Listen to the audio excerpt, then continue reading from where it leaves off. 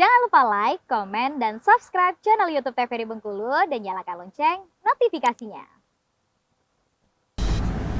Assalamualaikum warahmatullahi wabarakatuh. Halo pemirsa, bagaimana kabarnya? Selamat pagi, semoga dalam keadaan sehat dan tetap semangat dalam menjalankan harinya. Senang sekali saya Kul Nasrullah bisa membersamai dalam 1 jam ke depan di Opini Obrolan Pagi ini. Dan pagi ini tema kita sepertinya sasarannya ini kaum milenial nih ya, karena temanya adalah rumah hunian kaum milenial. Kita sapa dulu bintang tamu kita yang sudah hadir, narasumber kita yang sudah hadir, Mbak Wahyuni Dwi Safitri. Halo Mbak. Halo. Sehat? Alhamdulillah. Alhamdulillah sehat ya. Lancar ya perjalanan ke studio ya?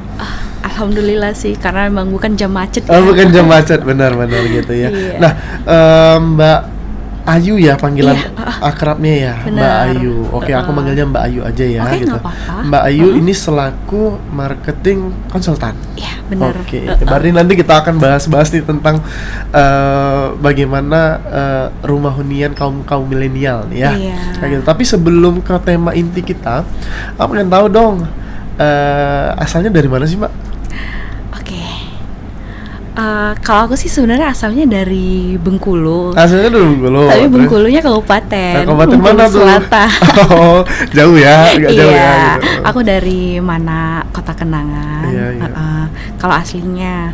Tapi beberapa tahun ini terakhir aku tinggalnya di Palembang. Oh, di Palembang Iya. gitu. Jadi tetap ada darah Ukito Galo aja ya. Ah, soalnya aku lahirnya juga di Palembang. Oh, lahirnya di Palembang. Iya. Kayak gitu. Boleh dong ceritain perjalanannya dari kecil sampai ke Bengkulu lagi kayak gimana? Sebenarnya sih Singkatnya gitu. kalau dari kecil itu kan karena aku dari keluarga yang suka pindah-pindah juga kan gitu Oke. kan. Pertamanya tuh awal lahir dulu di Palembang karena emang orang tua masih kerja di sana. Terus sudah itu sekitar aku masih SD itu kita pindah ke mana gitu kan. Udah pindah kemana, dari SD-nya di mana, SMP-nya juga di mana, SMA-nya juga di mana. Setelah itu aku kuliahnya keluar karena Di mana tuh? pengen mengembangkan sayap. Wah, iya. Nggak mau di mana lagi lah ya itu. Iya, karena emang kebetulan di mana sih cuman ada satu kampus gitu Iya, ya. Mungkin bukan passion aku di jadi bidang guru gitu kan. Iya. Jadi aku kuliahnya tuh keluar ke Jogja. Ke Jogja. Kuliahnya ke Jogja, ambil jurusan marketing. Emang majornya memang pure marketing nih ya? Karena aku memahami diri aku kalau aku itu orangnya nggak suka belajar, Mas. Oh. Aku orangnya seneng kalau ketemu orang baru, Iya, aku iya. seneng ngobrol sama orang Iya, gitu kan. iya. Jadi aku ngerasa oh ini marketing pas nih buat aku Iya. gitu. Tapi saat mungkin peralihan dari SMA ke pemilihan kuliah itu kan biasanya kan orang labil juga. Oh, iya. Saat itu berarti Mbak udah merasakan bahwa kayaknya passionku ini memang ketemu orang nih gitu. Awalnya belum. Oh, belum, Awalnya belum.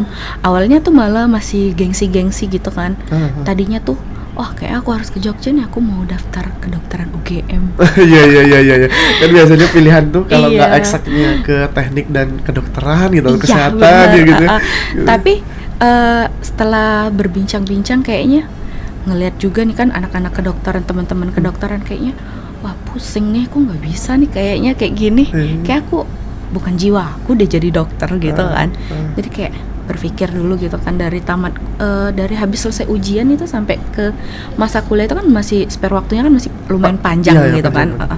Jadi akhirnya berpikir dan kampus-kampus sudah mulai mau tutup ini kayaknya ini kayak aku pasnya emang bener manajemen. Berarti antara mungkin terdesak oleh waktu sama memang strategi deh Iya, manajemen ya gitu. Awalnya kayak udah nih nggak ada pilihan lain nih kayak Iya, aku iya. memang manajemen awalnya gitu Iya, iya. kan. Terus sampai nih orang tua teman-teman juga ngomong kalau mau kuliah manajemen ngapain jauh-jauh ke Jogja, orang di Bengkulu banyak kok katanya gitu kan. Iya. Bisa di Bengkulu deket sama orang tua. Terus kayak aku ngerasa nggak gitu, konsepnya nggak gitu. Kita kan sebenarnya kita kuliah itu sih bukan cuma sekedar belajar, tapi kan nyari pengalaman, memperluas wawasan gitu kan. Terus kita ngelihat budaya orang di luar itu gimana gitu kan. Jadi aku akhirnya oh nggak bisa nih aku di Bengkulu, kayaknya Iya. aku memang harus keluar biar aku tahu nih dunia luar itu gimana gitu. Bahkan link kota besar itu kan memang lebih luas ya Mbak ya, dibandingkan kita kota-kota, maksudnya ya termasuk Bengkulu, termasuk kota ya cukup kecil lah mungkin ya kalau di Indonesia ya gitu ya, dibanding Jakarta, Bandung, Jogja kan salah Iya satunya, benar kayak sih, gitu. iya. Kayak gitu. Terus setelah kuliah kemana lagi perjalanan karirnya? Setelah kuliah, tadinya itu aku mau kerja di Jakarta, Oke. di PT Temnas yang di pelabuhan. Terus tuh sama orang tua dibilangin, kamu kalau pergi terus kapan pulangnya gitu. Kangen juga ya mama Iya. sama papa ya.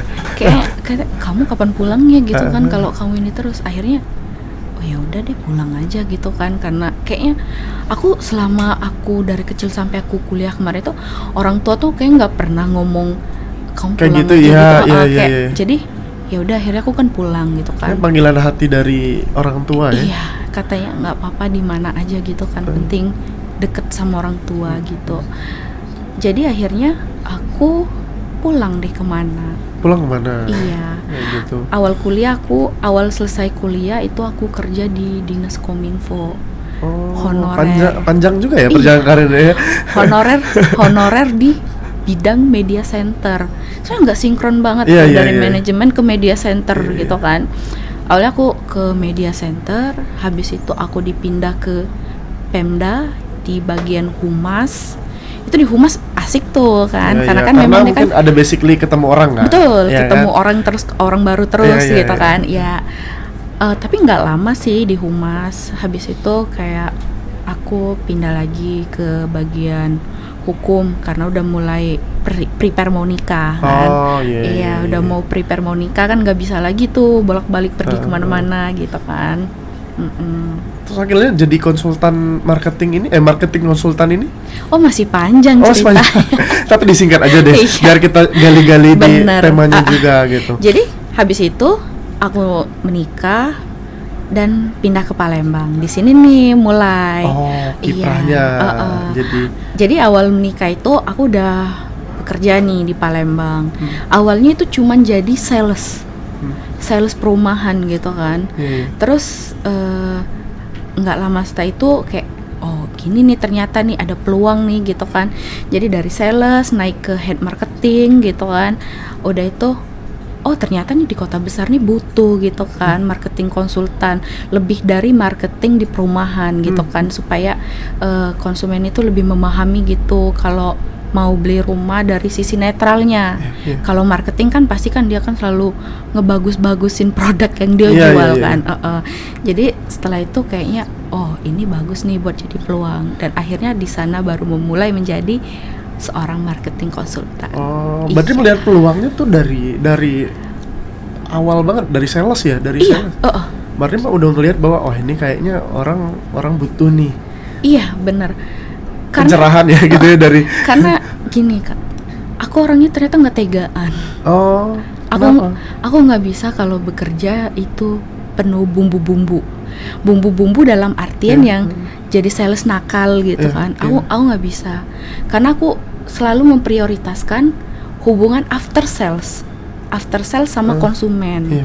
Jadi kayaknya ini aku nggak bisa. Kalau aku ini nanti aku nggak closingan dong. Iya, benar, Jadi benar. lebih baik kayaknya setelah mempelajari lebih lanjut gitu, ternyata yang lebih cocok aku harusnya jadi marketing konsultan. Jadi harus mengarahkan orang itu Kliennya. sebenarnya mengarahkan klien-klien itu sebenarnya tuh yang bagusnya tuh seperti mana gitu, yang ini gitu. Tapi nggak langsung jadi marketing konsultan. Itu udah ada idenya, tapi aku pelajarin dulu, semuanya aku pelajarin dulu sampai benar-benar expert Yeah. di bidang itu Yeah, gitu yeah, kan. Sampai nanti setelah aku mempelajari itu, aku udah bisa nge-presentnya ya ke- betul. ke Jadi klien. aku nggak ini lagi, nggak bingung lagi gitu. Iya. Oke. Berapa lama karir menjadi kalau terhitung mungkin di dunia apa ya? Dunia perumahan gitu. Dunia 3 tahun. 3 tahun ya. Iya. 3 tahun ya. Saat itu. Masih terlalu singkat sih sebenarnya. Tapi untuk seorang yang belajar, mungkin tiap hari Mbak belajar dan menemukan orang, pasti Mbak banyak dong cerita-ceritanya dong nggak gitu kan. Iya. Oke. Kalau dari tantangan yang Mbak rasakan sendiri menjadi marketing konsultan ini apa? Oke, kalau tantangannya sih sebenarnya penuh tantangan banget ya.